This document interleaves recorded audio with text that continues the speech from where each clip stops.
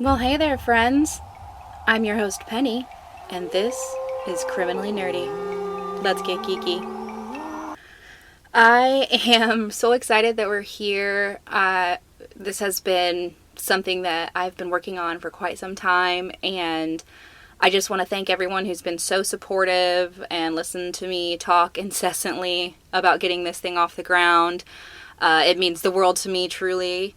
I'd like to give a special shout out to my friend Paige. She has given me tons of help and advice. She is the podcast manager for Unapologetically Stupid. Go check that out, guys. It is so funny. Jeff and Nick will leave you in stitches, guaranteed. You will not be sorry. For my first episode, I wanted to talk to you guys about one of the most notorious serial killers from my home state. And not just my home state, but many of his crimes took place just minutes from where I live now. Some know him as the Fox Hollow Farms Killer. Some refer to him as Herbert the Pervert. Many also suspect him of being the I-70 Strangler. To those of us from Indiana, his name is synonymous with monstrous. Herb Baumeister. This case is still really heavy on folks in the area. Just the other day, I was having lunch at Sid's, a local favorite. If you're ever in the area, check it out. You won't be disappointed. I heard two girls across the bar just kind of chit-chatting, and I heard one of them mention to the other, "Have you ever heard of Herb Baumeister?" And it was at this point that I physically could not stop my nerdy ass from interjecting into their conversation. I yelled across this bar, "I would be happy to speak with you about this topic in great detail." Oh my gosh, look, I am who I am. I am pretty sure that my wife was hiding under a table from embarrassment, and I'm also pretty sure that those girls probably thought I was some sort of serial killer based on how enthusiastic I was to talk about it. But hey, that's part of the reason we're here. So I'm going to start by telling you about a man named Tony, and a night that he would never forget. This would be the beginning of the end of a serial killer's reign of terror. Tony Harris was out at an Indianapolis gay bar when he struck up a conversation with a man named Brian Smart. Brian was a landscape architect from Ohio. He wound up inviting Tony back for a swim at the house that he was staying at while he got it ready for the new owners. Tony accepted the invitation, and Brian drove them out of Indianapolis and up north to what Tony described as a mansion with a winding driveway. Once inside, Brian led Tony to the home's indoor pool, and what he saw next was about the creepiest fucking thing I can think of. Go ahead and just try to imagine what would be a super creepy scene to stumble upon. Just picture it in your mind. Alright. So he walks in, and the pool is surrounded by mannequins. Multiple fucking mannequins. Dressed and posed in various positions. Ugh. Brian said he got lonely and they were his friends. I'm sorry, but mannequins in stores freak me out. If I saw one just out in the wild, I would be catatonic. If there were ever a good reason to piece the fuck out of a situation, it would be stumbling upon a man alone in a home with multiple fucking mannequins. Tony was somehow unbothered. Brian offered him a drink, but Tony said no thanks. This seemed to bother Brian a bit. Brian excused himself to the restroom, and when he came back, Tony said he was much more talkative and energetic. Tony assumed that Brian had slipped off to, take something. As they were talking, the topic of autoerotic asphyxiation came up. As it naturally does. But hey, Tony was game. Try anything once, I suppose. So Brian began to choke Tony with the pool hose. However, it became clear that Brian was not letting go. He just kept pulling tighter and tighter. Thinking quickly, Tony decided to pretend to pass out. Give this man an Emmy. When he finally opened his eyes, Brian was really shocked and shaken up, and then just kind of played it off like, yeah, that can happen. After this, Brian drove Tony back to Indianapolis and the two made plans to meet up again. What a casual ending to a night that would have me in therapy for the rest of my life. A few months prior to this encounter, a man named Roger Goodlett was reported missing by his mother. He was last seen heading to a gay bar in Indianapolis. Underwhelmed by police's response, the mother hired private investigator Virgil Vandegrift. A few weeks into his investigation, he gets another call from a family with a missing son, Alan Broussard, also last seen heading to a gay bar in Indianapolis. Vandegrift had very few leads, so he started putting up posters of the missing men and talking to the people in the community. A couple of witnesses were able to recall that Roger had left with a man in a blue car with Ohio license plates. While working on the lead of the blue car, Vandegrift also happens to get a call from a publisher of a gay magazine. He let him know that Alan and Roger were 2 of 8 men to disappear from the area in the past 2 years. This lead was huge, and it made him even more sure than he had been that they had a serial killer on his hands. He reported his suspicions to IPD, but apparently missing gay men in the 90s were low priority. Side eye. IPD. Side eye.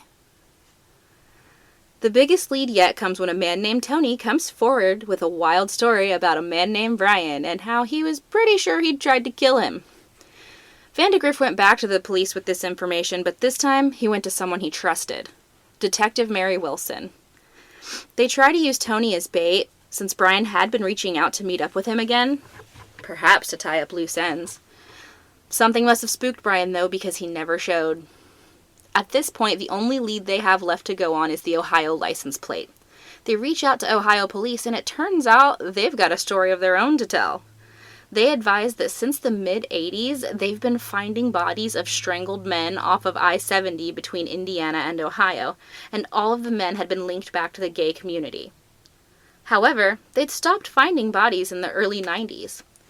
Vandegrift and Detective Wilson are certain that this is the same killer, but why change up his pattern? What was he doing with the bodies of his victims? This was alarming because it pointed to the killer's confidence growing, and he didn't show any signs of slowing down. Their next step was to reach out to the police department north of Indianapolis, the Hamilton County Police. They gave Tony's description of the property Brian had taken him to and asked if they knew of any properties that would match it. They did, in fact. 1. Fox Hollow Farms, the home of Herb and Julie Baumeister and their 3 children. Tony is also shown a picture of Herb and confirms he is the man who tried to kill him. Around the same time, another man is seen getting into the car with Brian, and someone writes down the license plate, registered to, you guessed it, Herb Baumeister. Unfortunately, the home is not in their jurisdiction. They would need the judge in Hamilton County to sign off on a warrant. The judge refuses, stating that Baumeister is an upstanding businessman in the community and he would not violate his constitutional rights based on a rumor. The question now is, who is Herb Baumeister? Born April 7, 1947, he was the first of 4 children to Herbert Sr. and Elizabeth Baumeister. Herbert Sr. was a successful anesthesiologist, and they lived a pretty comfortable lifestyle. As a child, he was described as a practical joker, sensitive, caring, always able to get a laugh out of people, fairly popular in his peer group. Until puberty. While other boys his age began dating, Herb showed very little interest in girls. Not really that big of a deal, but his former fun sense of humor started to get really dark. He was known to ask his friends what they thought urine would taste like and then chase them around asking them for a drink. His little practical jokes turned super morbid. On more than one occasion, a dead bird would be found in a teacher's desk. As someone with a super homicidal cat, I can tell you that finding a dead bird anywhere, even if it's as a quote-unquote present, thank you, Bella, it's unsettling. It is never something you want to stumble upon. His behavior eventually escalated into urinating on a teacher's desk. It was at this point that the school got a hold of his parents and said that he could only continue attending school if they got him some professional help for his behavior. Schools were super lax back then. I remember my parents getting a call from the principal because I colored on my hair with a highlighter. But I guess back then, birds, weird ass behavior, peeing on desks, that'll earn you a phone call. Using Herbert Sr.'s connections in the medical field, he was able to get his son seen fairly quickly, where he was diagnosed with schizophrenia and antisocial personality disorder, though he was never treated for the mental health issues.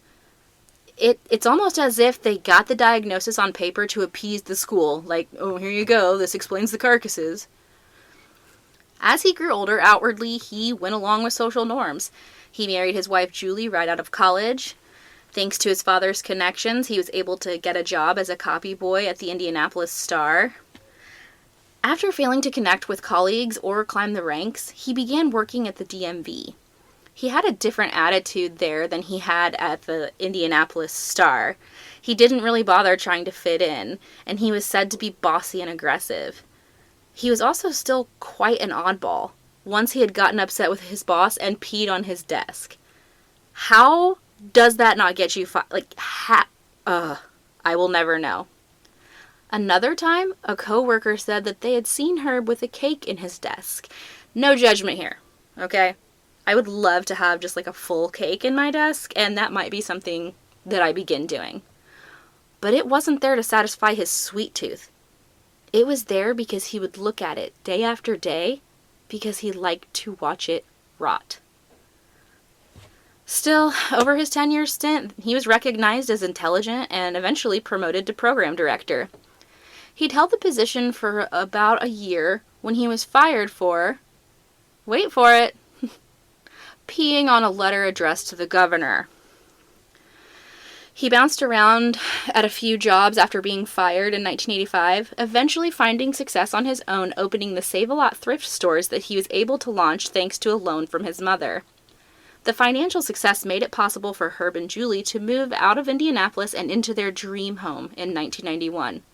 The home was Fox Hollow Farms, a beautiful 4-bedroom, 10-bathroom, 11,000 square foot Tudor home that had a wet bar, indoor pool, 5-car detached garage, and 2 horse stables that sat on 18 wooded acres in Westfield, Indiana. It was a dream. They did have 3 children, though Julie would later admit that over the course of their 25-year marriage, they had only had sex 5 or 6 times, and she had never seen him nude. Julie. Girl. I'm no marriage expert, but this is what we call a red flag. Now, I've only been married 6 years in human time, but in lesbian time, that's like 42, so you can just take my word for this. In 1994, their son had found a human skull on the property. What has been reported is that he showed it to his mother. Rumors around this area are widely spread that he had actually taken the skull to school and shown his friends. This caught the attention of a teacher, who then reported it to his mother. Whichever version happened, Julie went to the area to take a look and found a full fucking skeleton. She confronted Herb about it, and he explained it away as being one of his father's dissecting skeletons. I'm sorry, what? Did you just miss that in the U-Haul when you moved in? And now it's buried on your property? It would have been way less suspicious if he propped that sucker up in the front yard and dressed it seasonally like folks do with their 12-foot Lowe's skeletons. But she took him at his word. This woman's ability to reject reality runs deep. In 1996, investigators confronted Herb with their suspicions and asked if they could take a look around Fox Hollow Farms. At first, he and Julie declined to let investigators search. But their marriage had been having some problems. And between the skeleton, the police's suspicions, her husband's increasingly fucking weird behavior, Julie was given a pretty serious shove into the reality that she'd been avoiding for so long. She filed for divorce in 1996 and finally gave police permission to search. It was at that time that authorities found over 10,000 bone fragments on the 18-acre farm. A warrant was issued for Herb's arrest, but he had fled to Canada, where he went to Pinery Park, ate a peanut butter sandwich, and then shot himself in the head with a .357 Magnum. He left a 3-page suicide note blaming his failing marriage and business as the reason. He never addressed the murders. He never faced justice for the men who were prematurely robbed of their lives. He never gave closure to the families who had their loved ones ripped away. Of the estimated 25 bodies that were found on the property, only 9 have been identified. Johnny Lee Bayer, 20 years old. Jeffrey Allen Jones, 31 years old. Richard Douglas Hamilton, 20 years old. Stephen Sperlin Hale, 28 years old. Alan Wayne Broussard, 28 years old. Roger Allen Goodlett, 33 years old. Michael Frederick Kieran, 45 years old. Alan Lee Livingston, 27 years old, identified in 2023. Manuel Resendez, 34, identified in 2024. Baumeister is also suspected in the disappearance of William James Comer, 34, who fit Herb's victim profile and disappeared in August of 1995. His car was later found abandoned at the Castleton Square Mall. The I-70 strangler victims, all found nude or partially nude and strangled between June 1980 and October 1991. They stopped finding victims shortly after Herb acquired the Fox Hollow Farms property. Maybe that's why he switched up his MO. Pretty damn convenient there, Herb. Even with Julie's help in later years showing receipts that placed Herb traveling I-70 during the times the bodies were found, they were never able to conclusively link him. Regardless of any definite proof, it is a foregone conclusion of law enforcement and locals that these men were also his victims. Their names were Michael Sean Petrie, 15 years old.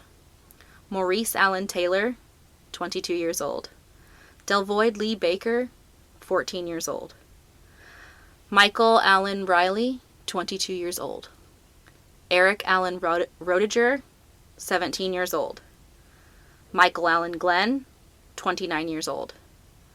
James Boyd Robbins Jr., 21 years old. Stephen Lynn Elliott, 26 years old. Clay Russell Boatman, 32 years old. Thomas Ray Clevenger, 18 years old. Otto Gary Becker, 42 years old. Even today, though better than it used to be, a little bit, LGBTQ plus people find themselves in unsafe situations pretty often. There's an air of caution in new surroundings. You look over your shoulder, you worry. Sometimes you don't hold someone's hand or show affection because you don't know. I recall reflexively scanning the parking lot of the 10 when I was younger. If you, or someone you love, danced at the Dirty Dime, you are not entitled to financial compensation. But take an ibuprofen, because your back probably hurts. It takes a special kind of evil to seek out those with so few places where they feel comfortable and turn it into your hunting ground. Herb preyed on the vulnerable in a time when just walking down the street could be dangerous. He found men in what they considered to be a safe space and lured them to their deaths. These men were just out enjoying themselves. Maybe they were looking for love. Maybe they were looking for a hookup. Maybe they were just out looking to party. Doesn't matter. They were consenting adults when they went back with Herb for whatever kind of night they had agreed on. You know what they didn't consent to? Getting fucking murdered. Identification attempts continue to this day. Anyone who suspects that their loved one may have been one of Baumeister's victims can contact the Hamilton County Coroner's Office at 317-770-4415 to provide a DNA test for sampling. Whew. There you have it, my guys, gals, and non-binary pals. If you liked what you heard, please subscribe, rate, and review. Tell your friends. Tell your dog. Don't tell your boss. They don't need to know how weird you are. You can find me on Facebook and Instagram at Criminally Nerdy Podcast, or shoot me an email at criminallynerdypodcast@gmail.com.